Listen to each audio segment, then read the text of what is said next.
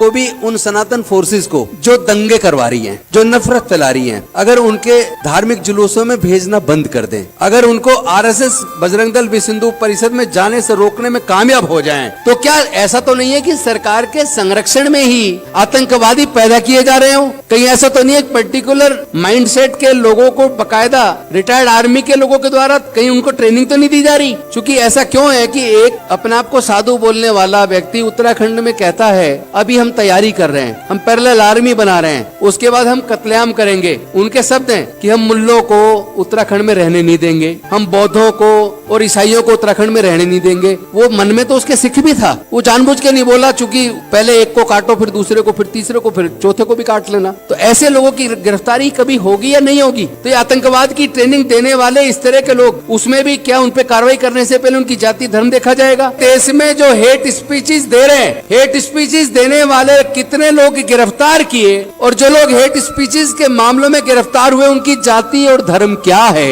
तो आपको समझ आएगा कि जो केंद्र में सत्ता में बैठी पार्टी है उसके नेता सबसे ज्यादा हेट स्पीचेस खुलेआम दे रहे हैं। गेरुए कलर के कपड़े पहन के उनके सो कॉल्ड साधु खुलेआम भारत से मुसलमानों को, क्रिश्चियंस को और बौद्धों को कत्लेआम करने की बात खुलेआम बोल रहे हैं। तो उन लोगों पे हेट स्पीचेस का मुकदमा दर्ज करके उनको गिरफ्तार क्यों नहीं किया जा रहा? जितने रिलीजियस प्रोसेशंस निकलते हैं, धार्मिक यात्राएं निकलती हैं, उसके अंदर औजार हथियार ले जाकर लोगों को भयभीत करने की इजाजत कौन दे रहा है? कौन कौन सी सरकारों में इस तरह के जुलूस निकल रहे हैं? कौन सा पुलिस प्रशासन है जो उनको इजाजत देता है? और वहाँ तलवारें, नंगी तलवारें लहराने पर, तमंचे लेकर लहराने पर उनके खिलाफ मुकदमा दर्ज क्यों नहीं हो रहा? अभी कांवड़ियों के द्वारा पीलीभीत के अंदर, कल ही समाचार, भारत समाचार की न्यूज है, कांवड़ियों के द्वारा 5051 बाइक पे एक यात्रा निकाली गई, और यात्रा जो लोग निकाल रहे थे उनके हाथों में तलवार और तमंचे लेकर वो निकाली, तो उनमें कितने मुकदमे दर्ज हुए, कितने लोग गिरफ्तार हुए? मैं पूछना चाहता हूँ, जितने भी दंगे होते हैं, दंगे करने वाले लोगों की कभी जाति पे चर्चा कर लीजिए, उनकी जाति क्या है, कौन उनका इस्तेमाल कर रहा है? धार्मिक जुलूसों में जो लोग हाथों में औजार हथियार लहराते हैं उनको आइडेंटिफाई कर लीजिए, उनकी जाति क्या है और वो किसके इशारे पे काम कर रहे हैं। खासतौर पे मैं मुस्लिमों को कहूंगा, आपको बुरा लगे तो लग जाए भाई, मुझे तो कहना है, आप लोग अपनी महिलाओं को इस आंदोलन में शामिल कब करेंगे?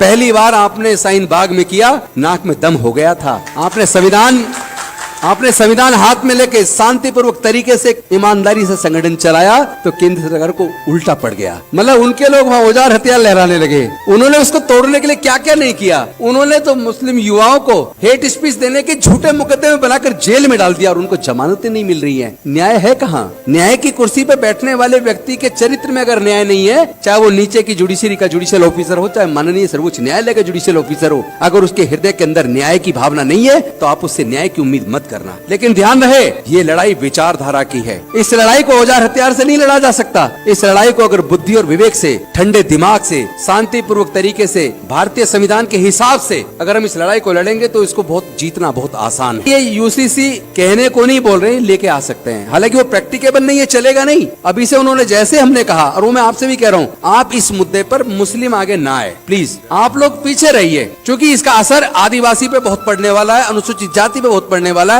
उस पर सिख पे भी पड़ेगा। सिख संगठन इसके आगे आए, दलित संगठन इसके आगे आए, आदिवासी इसके आगे आए, उसके बाद पीछे फिर क्रिश्चियन और मुस्लिम भी पीछे आए। लगना चाहिए कि पूरे देश के लोग नहीं चाहते।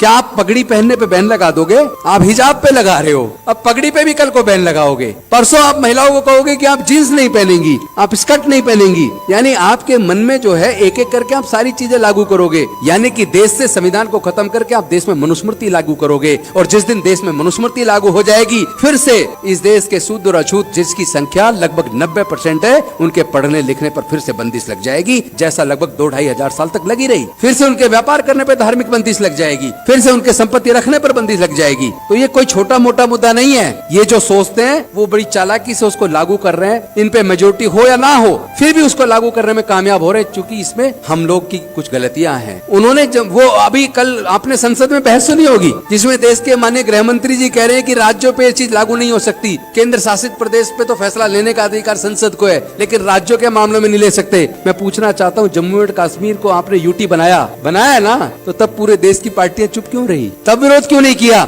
आपने क्यों नहीं सोचा कि अगर वो J&K को यूटी बना सकते हैं तो किसी भी राज्य को वो इसी तरह अध्यादेश लाकर यूटी बना सकते। लेकिन इसके लिए जरूरत है पहले तो समस्या को समझने की। अगर समस्या को ढंग से समझेंगे नहीं तो उसका इलाज करना आसान नहीं होगा। दर्द आपका भी है, एक हमारा भी वही दर्द है, आपका भी वही दर्द है, लेकिन दवाइयां अलग अलग ले रहे हैं। तो दवाइयां सब अलग अलग लेंगे तो इलाज तो होने वाला नहीं है। वो लोग बहुत ही रणनीतिक तरीके से हमारी हत्याएं कर रहे हैं। हत्या केवल वो नहीं होती कि उन्होंने आपको मार दिया और आपको सांस लेना बंद हो गया और आपको क्रीमेट कर दिया। हत्या वो दूसरे तरीके से कर रहे हैं आज। जैसे उन्होंने एजुकेशन को इतना महंगा कर दिया कि देश में 90% लोग आने वाले समय में एजुकेशन नहीं ले पाएंगे, वो खर्चा उठा ही नहीं पाएंगे एजुकेशन का। और 12वीं तक पढ़ा भी लिया तो कम से कम जो ग्रेजुएशन में, हायर एजुकेशन में, और उसमें भी जो प्रोफेशनल एजुकेशन है, उसका खर्चा इतना महंगा कर चुके कि भारत में 90% से ज्यादा लोग उस एजुकेशन का खर्चा उठाने में सक्षम नहीं है। उनके परिवारों में इतनी आमदनी नहीं है। दूसरी तरफ उन्होंने इलाज को इतना महंगा कर दिया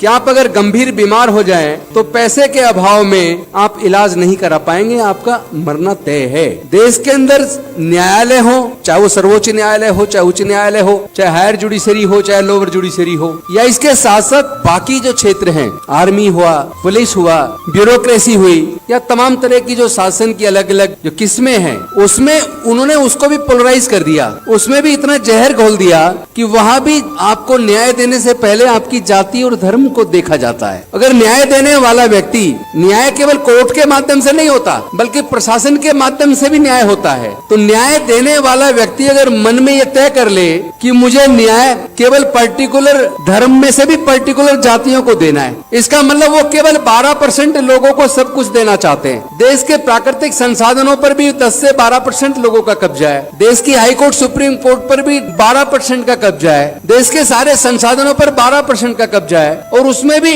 सबसे खतरनाक बात तो ये हो रही है, जब लोग चारों तरफ से थक जाते हैं तो फिर वो कोर्ट का सहारा लेते हैं। पिछले दिनों मेरे ख्याल मार्च के महीने में माननीय सर्वोच्च न्यायालय के द्वारा एक जजमेंट आया कि कोई भी अगर हेट स्पीच देता है तो केंद्र सरकार व राज्य सरकारों की और पुलिस की जिम्मेदारी है कि हेट स्पीच देने वाले लोगों के खिलाफ मुकदमा दर्ज करके उनको गिरफ्तार करे। पहले तो मैं ये पूछना चाहता हूँ इस राउंड टेबल कॉन्फ्रेंस के माध्यम से, क्योंकि आज के डिस्कशन को लिपिबद्ध करके देश के राष्ट्रपति जी के पास भी भेजा जाए, देश के प्रधानमंत्री जी के पास भी भेजा जाए और उनसे पूछा जाए कि सर्वोच्च न्यायालय के इस जजमेंट को आज तक लागू क्यों नहीं किया गया।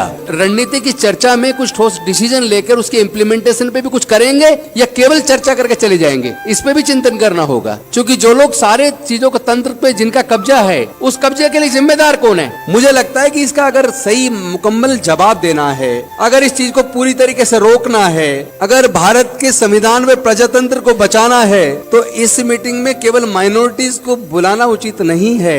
इसमें SC, ST और OBC के प्रतिनिधियों को भी बुलाना बहुत ज्यादा जरूरी है, क्योंकि इन सारे धार्मिक जुलूसों में जो लोग औजार हथियार लहराते हैं, जिनका दंगों में इस्तेमाल किया जाता है और दंगे के बाद जो जेल जाते हैं और जो बर्बाद होते हैं, आप अगर उसका आंकड़ा उठाकर देखेंगे तो 90% से ज्यादा उसमें SC, ST और OBC के युवा मिलेंगे। तो पहले तो ये आंकड़ा देख लीजिए कि भाई SC, ST, OBC माइनॉरिटीज की पॉपुलेशन क्या है। जैसा आप बता रहे थे कि भाई 20% माइनॉरिटीज के लोग हैं, तो क्या 20% में 17% को भी हम एकजुट कर सकते हैं? पहला सवाल। अगर हमने 20 में से 17 को एकजुट कर लिया कि ये 17% लोग अब इस देश के संविधान और प्रजातंत्र को बचाने के लिए एकजुट होकर एक राय से काम करेंगे मिलकर। SC और ST दोनों को अगर जोड़ लिया जाए तो इनकी जनसंख्या कम से कम 28% है। इस 28% में से 20% भी अगर ऐसी फोर्सेस का साथ देना बंद कर दें, हम उनको रोक पाएं कि हमारे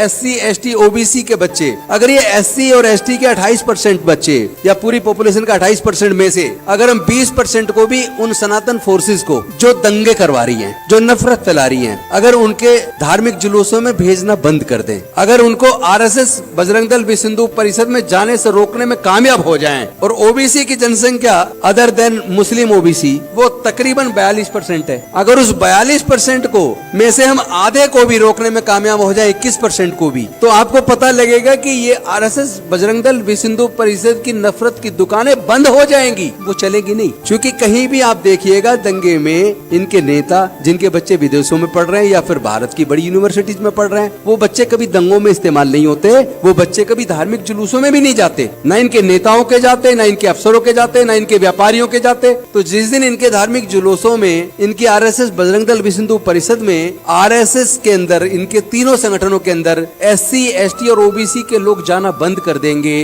उस दिन इनकी नफरत की दुकान मैं गारंटी के साथ कह सकता हूं बंद हो जाएगी।